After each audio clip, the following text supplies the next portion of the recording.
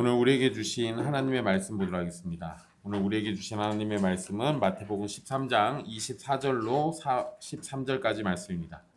마태복음 13장 24절부터 43절까지 말씀입니다.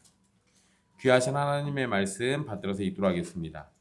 예수께서 그들 앞에 또 비유를 들어 이르시되 천국은 좋은 씨를 제밭에 뿌린 사람과 같으니 사람들이 잘 때 그 원수가 와서 곡식 가운데 가라지를 덧뿌리고 왔더니 싹이 나고 결실할 때 가라지도 보이거늘 집주인의 종들이 와서 말하되 주여 밭에 좋은 씨를 뿌리지 아니하였나이까 그런데 가라지가 어디서 생겼나이까 주인이 이르되 원수가 이렇게 하였구나 종들이 말하되 그러면 우리가 가서 이것을 뽑기를 원하시나이까 주인이 이르되 가만두라 가라지를 뽑다가 곡식까지 뽑을까 염려하노라 둘 다 추수 때까지 함께 자라게 두라 추수 때에 내가 추수꾼들에게 말하기를 가라지는 먼저 거두어 불사르게 단으로 묶고 곡식은 모아 내 곡간에 넣으라 하리라.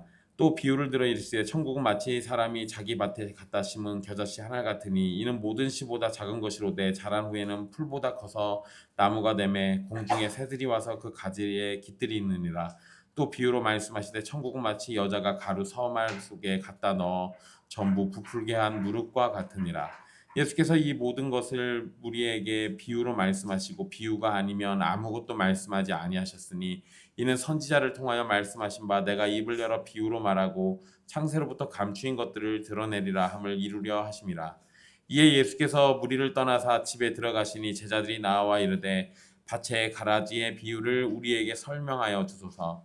대답하여 이르시되 좋은 씨를 뿌리는 이는 인자요 밭은 세상이요 좋은 씨는 천국의 아들들이요 가라지는 악한 자의 아들들이에요. 가라지를 뿌린 원수는 마귀요 추수 때는 세상 끝이요 추수꾼은 천사들이니 그런즉 가라지를 거두어 불에 사르는 것 같이 세상 끝에도 그러하리라. 인자가 그 천사들을 보내리니 그들이 그 나라에서 모든 넘어지게 하는 것과 또 불법을 행하는 자들을 거두어내어 풀무불에 던져 넣으리니 거기서 울며 이를 갈게 되리라. 그때 의인들은 자기 아버지 나라에서 해와 같이 빛나리라. 귀 있는 자는 들으라. 아멘. 이 말씀은 살아계신 하나님의 말씀입니다.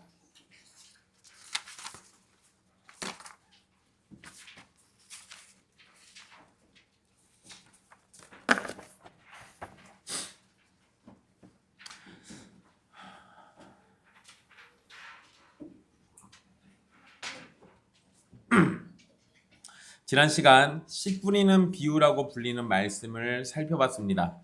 타락한 사람은 그 마음이 길가와 같고 돌밭과 같고 가시떨기와 같습니다. 그래서 말씀을 전혀 받아들이지 못하거나 감정적이고 즉흥적으로 받거나 말씀보다 세상의 염려와 물질의 유혹에 지배당하게 됩니다. 하나님의 말씀을 듣고도 열매를 맺지 못하는 이런 상태는 천국과 상관이 없는 최후를 맞이하게 될 겁니다. 그에 반해서 좋은 땅과 같은 마음은 말씀이 심겨지고 열매를 맺어서 하나님이 기뻐하시는 천국 백성의 모습을 보이게 됩니다. 이 모든 것은 하나님의 은혜임을 잊지 마십시오. 지금도 길가와 돌밭과 가시떨기 같은 여러분들의 마음 상태를 성령님께서 변화시켜 주시고 다듬어 주시고 말씀을 주시면서 자라게 해 주심을 기억하십시오. 오늘 말씀은 두 가지 비유가 있는데요. 이 중에 보통 가라지 비유라고 불리는 내용만 살펴보도록 할 겁니다. 그래서 우리는 이 31절에서 35절까지는 다음에 살피도록 하고요. 오늘은 그 내용을 뺀 나머지만 함께 보도록 할 겁니다. 이번에도 예수님은 천국 비유를 말씀하셨습니다. 그래서 그 24절에 예수께서 그들 앞에 또 비유를 들어 이르시되 천국은 이라고 하면서 시작을 하시죠. 24절의 표현대로 이해를 하면 천국은 좋은 씨를 제 밭에 뿌린 사람입니다. 그러면 수식어 다 빼고 천국은 뭐죠? 사람이죠. 네? 천국은 사람이에요. 이상한데? 여러분 이렇게 이해를 해버리면 이 비유에서 핵심은 자기 밭에 씨를 뿌린 사람이어야 합니다. 그러잖아요. 천국은 사람인 거잖아요. 자기 밭에 씨를 뿌린 사람. 그러니까 우리는 뭐에 집중해 버려야 돼요? 사람에 집중해야 하는데 예수님이 이것을 해설해 주는 내용에 사람에 집중하는 건 없습니다. 그러면 도대체 왜 이렇게 했을까? 그리고 이 비유의 핵심은 좋은 씨와 가라지의 결말이거든요. 그래서 요거를 문자대로 이해하시면 안 됩니다. 천국은 좋은 씨를 자기 밭에 뿌린 사람의 경우와 같다라고 이해하시는 게 자연스러운 겁니다. 이러한 이해는 여기만 있는 게 아니고요. 31절, 33절, 44절, 45절, 47절에서도 이런 식의 표현들이 반복됩니다. 그러니까 요거를 그렇게 이해하지 말고 어떤 상황을 이야기하는 거구나 라고 이해를 하시는 게 맞아요. 자, 24절에서 그들로 표현된, 예수께서 그들 앞에 할 때 그 그들로 표현된 이들은 제자들을 포함한 군중들입니다. 그러니까 여러 회중들이 같이 있었던 거예요. 그 많은 군중 앞에서 예수님이 이 비유를 가르치셨고, 특별히 제자들에게는 36절 이후로 이 비유의 의미를 설명해 주십니다. 자, 이 비유의 내용을 보면 이 비유는 밭을 관리하는 부자 주인, 여기서는 집주인이라고 표현되는 사람과 관련된 비유입니다. 이 사람은 농장에 많은 일꾼을 데리고 일하는 사람이에요. 그리고 이 사람이 뭐를 했냐면 좋은 씨를 자기 밭에 뿌렸다라고 되어 있습니다. 자, 그런데 밭의 주인이 종들과 함께 자기 밭에 좋은 씨를 뿌려두었는데 밤에 원수가 와서 곡식 가운데 가라지를 더 뿌리고 갔다라고 말씀합니다. 사람들이 잠을 자는 저녁에 원수가 활동했다는 것은 원수가 아무도 모르게 사악한 활동을 하고 있다는 점을 알려줍니다. 그러니까 오늘날도 원수는 대놓고 나쁜 짓을 하기도 합니다. 하지만 진짜는 뭐겠어요? 아무도 눈치채지 못하게 그렇게 사악한 활동을 하는 거예요.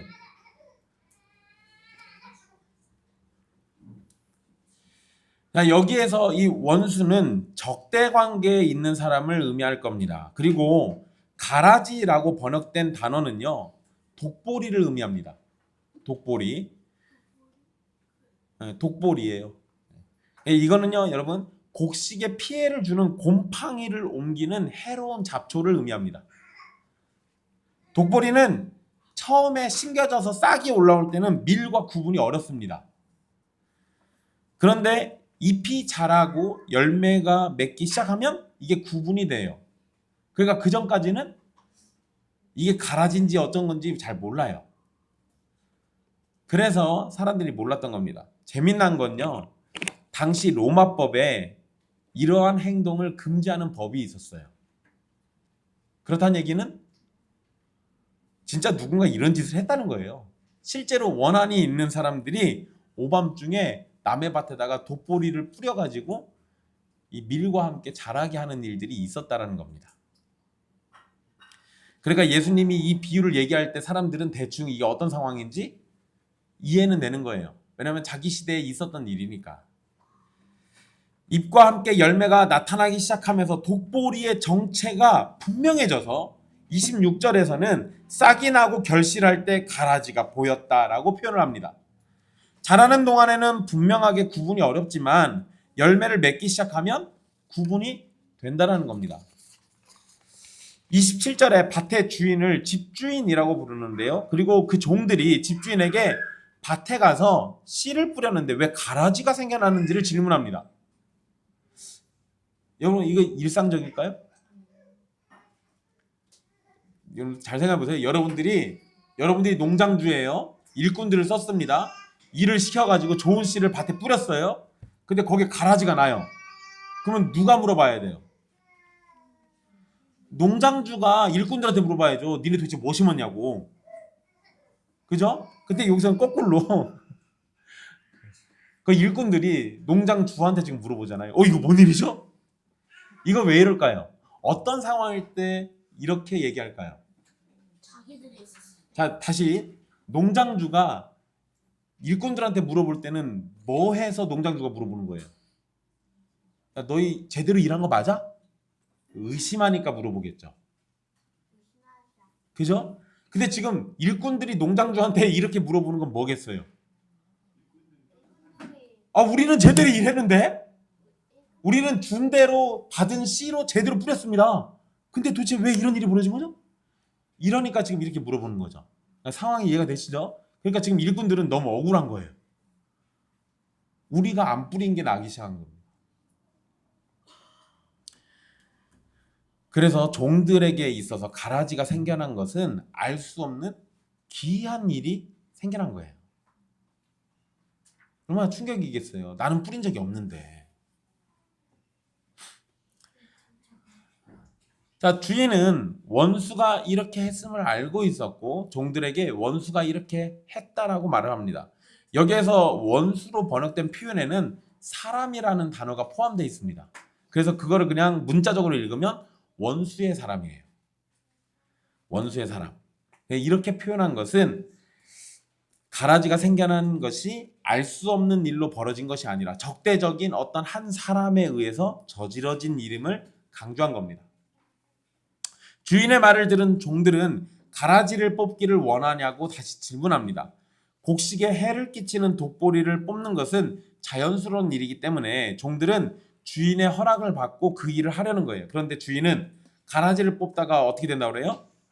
곡식까지 뽑을지도 모르니까 가만두라고 말합니다. 가라지의 뿌리가, 이 독보리의 뿌리가 곡식의 뿌리와 얽혀 있기 때문에 가라지를 뽑으면 곡식까지 같이 뽑히는 상황이에요. 그래서 주인은 마지막 추수하는 때까지 함께 자라도록 두라고 명령합니다. 곡식이 완전히 익어서 추수가 시작될 때 가라지를 곡식에서 분리시키고 불에 태우게 될 겁니다. 그리고 곡식은 모아서 주인의 곳간에 저장할 것이라고 말을 합니다. 자, 이렇게 해서 30절에 비유를 마치시는데요. 36절에 이 비유에 관련된 해설이 이어집니다. 자, 예수님은 가르치시던 장소를 떠나서 제자들과 따로 마련된 집으로 들어가셨습니다. 그런데 예수님이 가라지 비유를 군중에게 말씀하시고 그에 대한 설명을 따로 하지 않으셨어요. 그랬더니 이와 관련해서 제자들에게 이 비유를 설명하시게 되는데요. 그런데 여기에서 비유를 설명하는 것은요, 제자들이 비유를 설명해 달라고 요청했기 때문에 그런 겁니다. 그냥 예수님이 먼저 얘기하신 게 아니라 제자들이 이게 뭔 소리인지 못 알아들은 거예요. 그래서 설명해 달라고 요청하니까 그에 대해서 설명을 하신 겁니다. 그런데 여러분 31절에서 33절에 있는 비유는 이거 설명해 달라는 말이 없죠. 그럼 저건 알아들었다는 얘기예요? 못 알아들었다는 얘기예요? 알아들었으니까 설명해 달라고 안 했겠죠. 못 알아들으면 설명해 달라고 하고 알아들으면 설명해 달라고 할 필요가 없는 거예요. 자, 어쨌든 지금 못 알아들어서 이거에 대해서 설명해 달라고 한 겁니다. 자, 이렇게 놓고 보면 제자들이라고 해서 군중들보다 훨씬 더 나은 상황은 아닌 겁니다. 하지만 군중들과 다른 것은 제자들은 계속해서 누구를 따라다녀요? 예수님을 따라다녀요. 예수님을 의지하면서 그분이 가르침을 주시기를 원하고 있다는 겁니다. 이게 바로 차이예요. 여러분, 예수님이 직접 오셔가지고 말씀을 가르쳐줘도 듣는다고 다 깨닫는 게 아니에요. 대부분 다 못 알아듣습니다. 그런데 거기에서 이제 이후의 상황에서 중요한 게 갈라지는 거예요. 누군가는 그걸 질문하고 누군가는 질문하지 않고 떠납니다. 질문한 제자들은 그에 대해서 설명을 들을 수 있는 은혜를 누리고 질문하지 않고 떠난 사람들은 못 알아들은 채로 그냥 떠나는 거예요.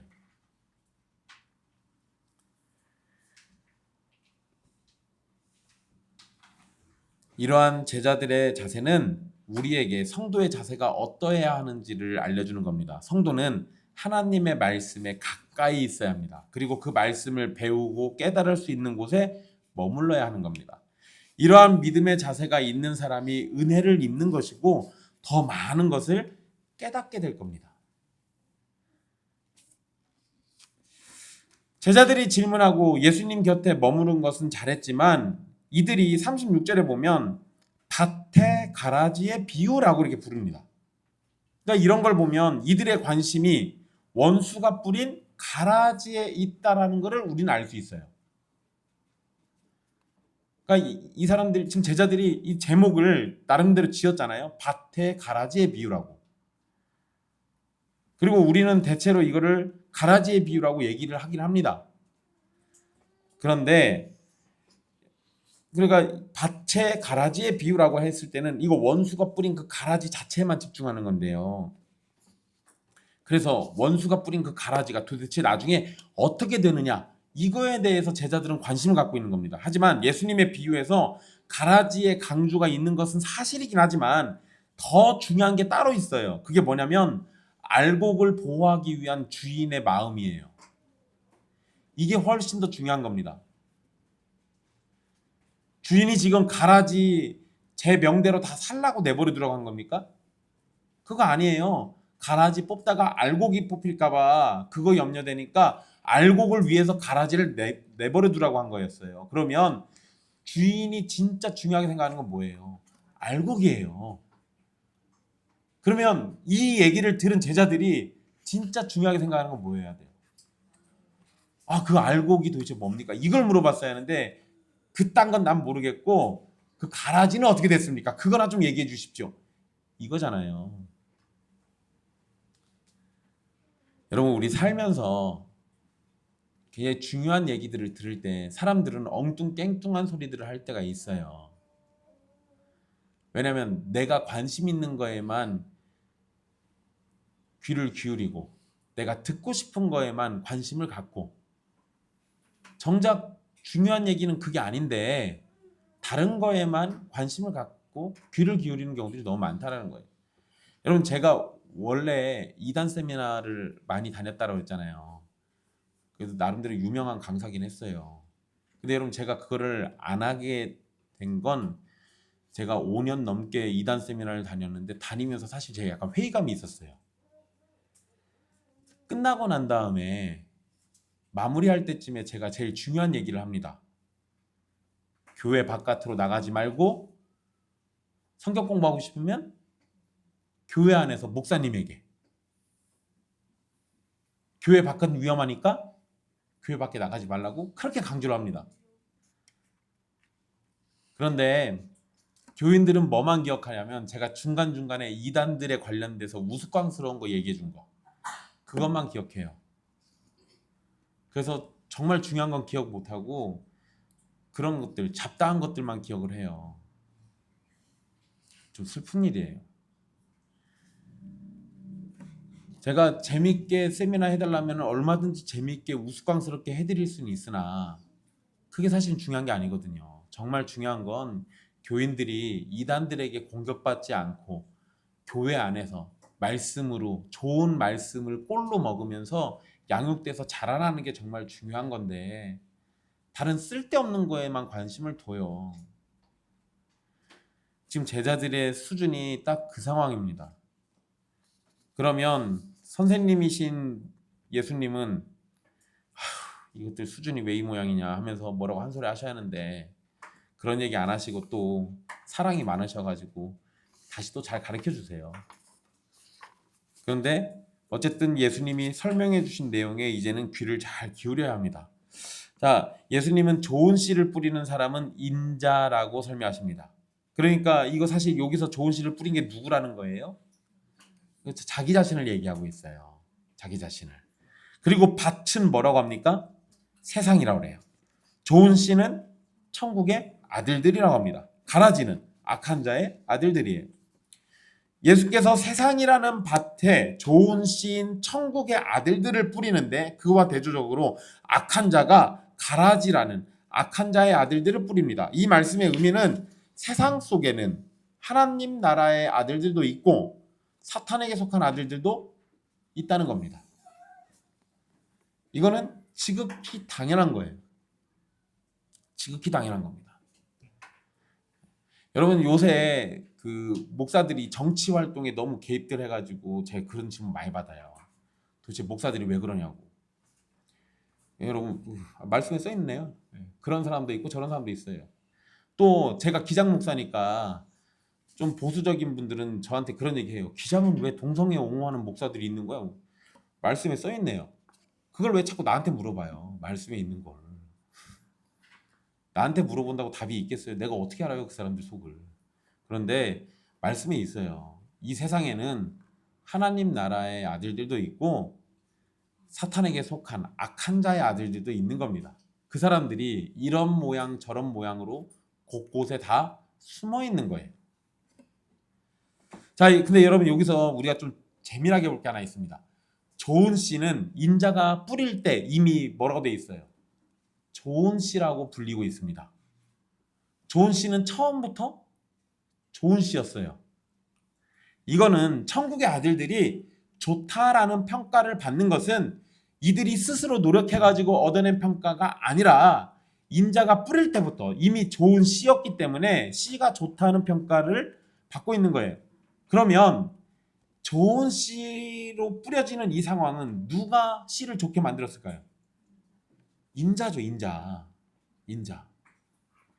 그러니까 좋은 씨가 좋다라는 평가를 받는 거는 인자애가 있는 거예요.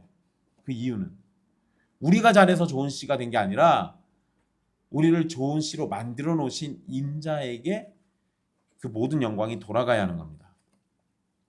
가라지를 뿌린 원수의 정체는 예수님이 마귀라고 말씀하시는데요. 좋은 씨를 뿌린 사람이 예수님이고 가라지를 뿌린 원수가 마귀라면 이 비유의 중심에는 선과 악의 대립이라는 것이 있다는 걸 우리는 알 수 있습니다. 그리고 세상이라는 밭에 좋은 씨와 가라지가 있는 것도 결국 선과 악이라는 두 세력이 이 세상에는 함께 존재하고 있다는 걸 의미해요. 예수님은 추수 때가 세상의 끝이고 추수꾼은 천사들이라고 말씀하셨습니다. 자, 40절에서 비유의 중심이 나오는데요. 예수님은 좋은 씨를 뿌리고 원수가 가라지를 뿌린 일에 관해서는 더 자세한 설명을 하지 않으십니다. 하지만 추수와 관련해서 마지막 때에 일어날 일에 관해서 집중하시는데요. 가라지는 쓸 데가 없기 때문에 추수할 때 모아서 불에 태웁니다. 불에 태워요. 이런 점과 마찬가지로 원수에게 속한 악한 자의 아들들은 세상 끝에 불의 심판을 당하게 될 겁니다.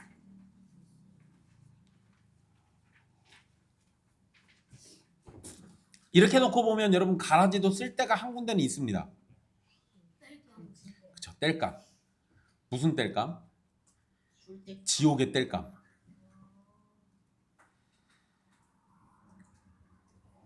그럼 여러분 지옥의 땔감이 꿈이신 분은 예수님을 거절하시고 자기 마음대로 사시고 세상의 순리에 순응하시면서 그대로 따라가시면 됩니다. 그러면 죽어서 히틀러나 김일성을 만나게 될 수도 있을 거예요.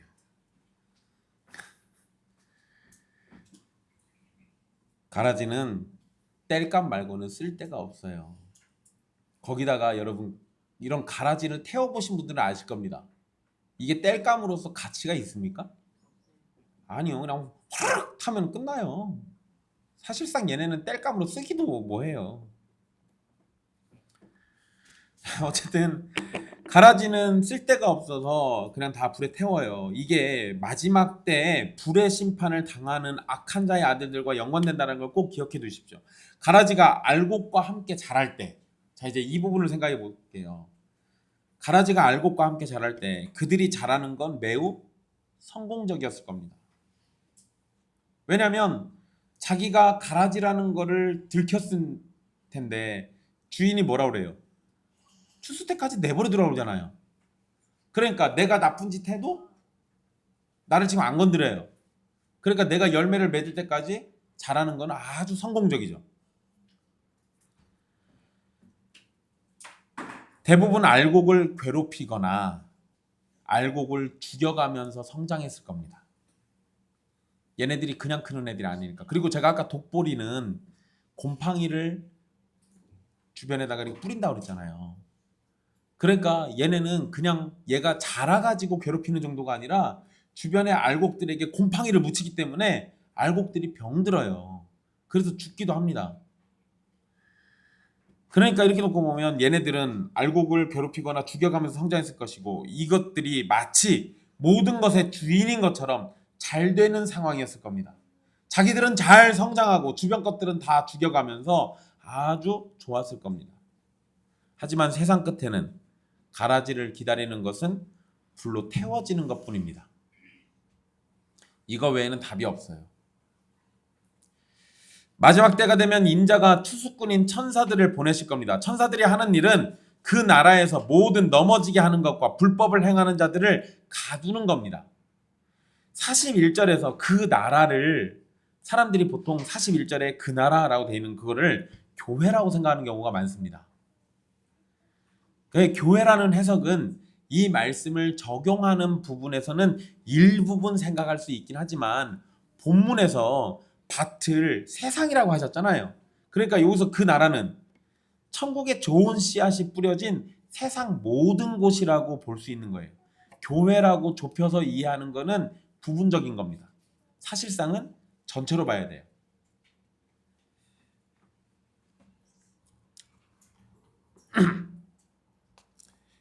그러니까 세상 모든 곳에서 마지막 심판을 위해서 사람들이 모여지게 되는 날이 올 거다. 그리고 모든 넘어지게 하는 것과 또 불법을 행하는 자들이란 표현에서 불법을 행하는 자들은 죄인을 가리키는 거고요. 모든 넘어지게 하는 것은 죄인들이 행하는 악입니다. 모든 넘어지게 하는 것, 이건 죄인들이 행하는 악을 의미해요. 자, 마지막 심판이 시작되면 죄인들과 죄인들이 행하는 모든 악은 거두어지게 된다는 겁니다. 그 모든 것이 성공적으로 세상을 망치고 자신들이 승리자인 줄 알았겠지만 결국은 하나님의 심판을 피해가지 못하는 겁니다. 자, 죄인들과 모든 악이 거두어지면 풀무불에 던져지게 되는데 거기에서 울며 이를 가는 것이 그들의 모습입니다. 풀무불은 매우 뜨거운 불로 여기에서는 영원한 고통을 상징합니다. 영원한 고통을 상징해요. 그리고 그러한 고통으로 인해서 슬픔이 오기 때문에 울게 되는 것이고 그곳에서 고통을 당하는 자들은 극심한 고통 또는 실망 그리고 분노 때문에 이를 갈게 되는 거예요. 자, 42절까지의 악한 자의 아들들이 어떻게 심판받게 되는지를 설명했다면 43절에서는 의인들이 어떻게 될 것인지를 설명합니다. 그런데 악인들에 비해서 아주 간단하게 설명됩니다. 하나님의 뜻에 따라 산 의인들은 아버지의 나라에 있게 된다는 겁니다. 그리고 그들은 해와 같이 빛나게 될 거다라고 얘기합니다. 딱히 해와 같이 빛난다라는 게 우리가 잘 개념이 안 잡힐 수도 있긴 한데요. 이것과 유사한 게 성경에 한번 나온 적이 있습니다. 그게 뭐냐면 변화산에서 예수님의 모습이 변화되어서 얼굴이 해같이 빛났던 것. 그것과 같이 아마 하나님의 나라에서 성도들이 그리스도의 영광과 같은 영화로움을 갖게 될 거라는 것을 상징하는 거예요. 그러니까 우리는 천국에서 뭐처럼 빛난다고요? 해처럼 빛날 거예요. 그러니까 우리 모두 해처럼 빛나면 천국에서는 얼굴을 서로 알아보기가 좀 어려울 것 같긴 하네요. 그러니까 이걸 또 문자적으로 이렇게 이해하시면 아유 목사님 그러면 천국은요 선글라스 끼고 와야겠는데요. 아니 그건 아니겠죠. 그게 아니라 예수 그리스도가 누리셨던 그 영화로움이 우리의 것이 된다. 그 영광이 해가 빛나는 것과 같이 그렇게 찬란하다. 이런 의미를 얘기하는 거예요. 자, 예수님은 귀 있는 자는 들으라 라는 말씀으로 이 비유의 설명을 마치십니다. 예수님이 전해주신 이 진리를 무시하는 사람들은 마지막 때 가라지와 같이 될 겁니다. 반면에 예수님의 말씀을 듣고 자신의 영혼을 생각하며 하나님을 찾는 자는 아버지의 나라에서 영화로움을 누리는 영광과 은혜를 누리게 될 겁니다. 자, 예수님께서 가르치신 비유의 내용은 그렇게 어려운 내용이 아닙니다. 우리가 살아가는 세상은 예수님이 가꾸시는 밭과 같아요. 그런데 이 밭에는 곡식만 있는 것이 아니라 가라지도 함께 살아가고 있는 겁니다. 여러분 이거 잘 생각해 보세요. 이 장면, 우리가 보통 가라지의 비유라고 하는 거, 요것과 유사한 사건을 우리가 성경에서 딱 꼬집어서 얘기할 수 있는 게 있어요.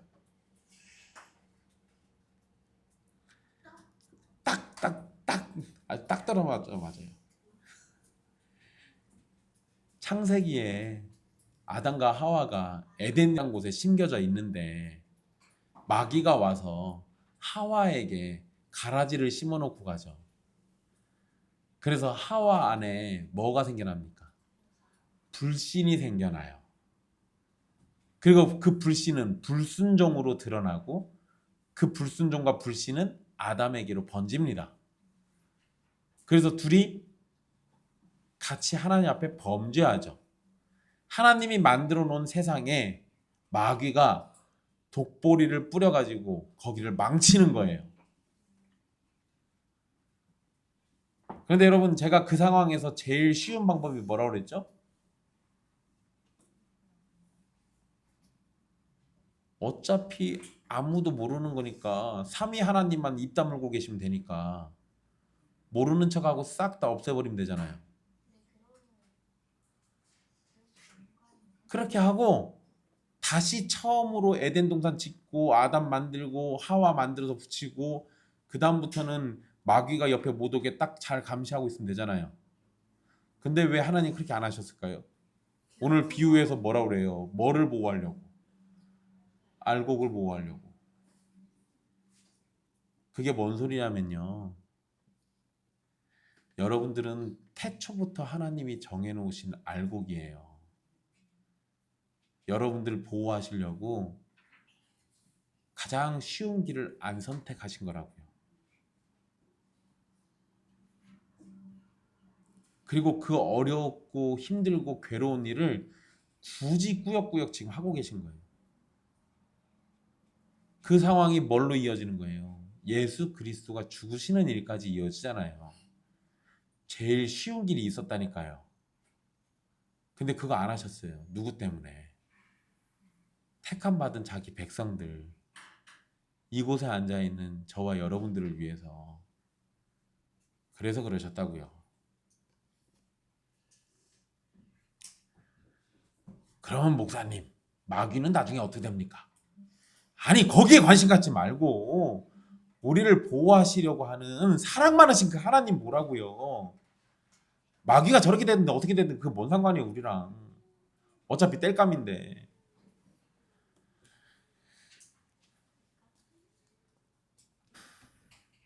여러분, 예수님이 오셔서 이 세상을 가꾸고 계신데 이 밭에는 곡식만 있는 게 아니라 가라지도 함께 심겨져 있습니다. 심지어 예수님이 오셔서 하나님의 나라가 이미 시작됐는데 하나님의 원수인 마귀와 마귀의 자녀들이 이 땅에 함께 살아가고 있어요. 게다가 원수인 마귀는 양의 옷을 입고 씨를 뿌리고 다닙니다. 마귀가 뿌린 씨앗은 예수님이 뿌린 좋은 씨와 구분하기도 어렵습니다. 그만큼 마귀는 대단히 흉내를 잘 내요. 교회 안에서도 성도들만 있는 게 아니라 유사 성도도 존재합니다. 물론 눈에 띄게 보이는 악인이 교회 안에 있을 수도 있습니다. 그렇지만 처음에는 알지 못하고 모두가 의인처럼 보일 수도 있는 거예요. 하지만 예수님의 의도는 교회 안에 있는 알곡과 가라지를 구분하는 게 아니라고 말씀드렸습니다. 그 얘기는 뒤에 나오는 다른 비유에서 언급이 돼요. 예수님의 의도는, 여기에서 의도는 세상이라는 밭에 천국의 자녀들과 악한 자의 자녀들이 공존한다라는 거예요. 이거를 여러분 인정하고 받아들이셔야 하는 거예요. 우리는 세상에 의인이 가득하고 죄인들이 설 자리가 없기를 바랄 겁니다.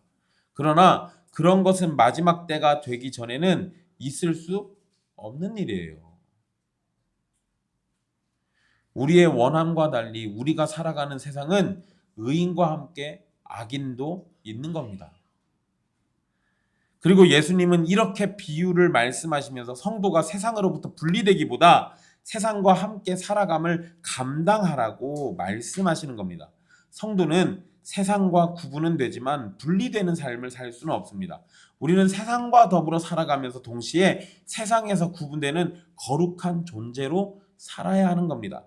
그리고 우리가 원하지는 않지만 추수 때까지 가라지가 번성하며 자랐던 것처럼 마지막 때까지 악과 악인들은 번성할 겁니다.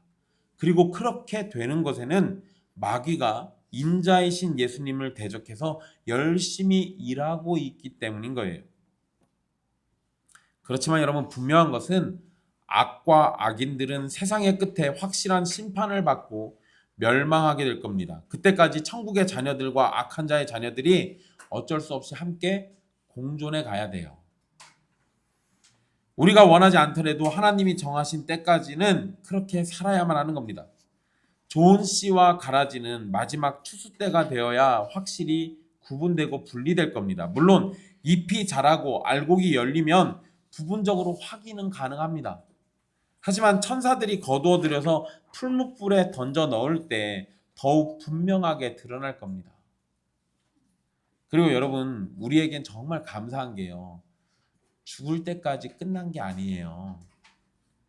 그래서 우리가 보기에는 저건 분명히 가라지야 싶은데 어느 날 알곡이 될 수도 있거든요. 반대로 저건 진짜 알곡이야 라고 생각했는데 어느 날 가라지로 드러날 수도 있는 거예요.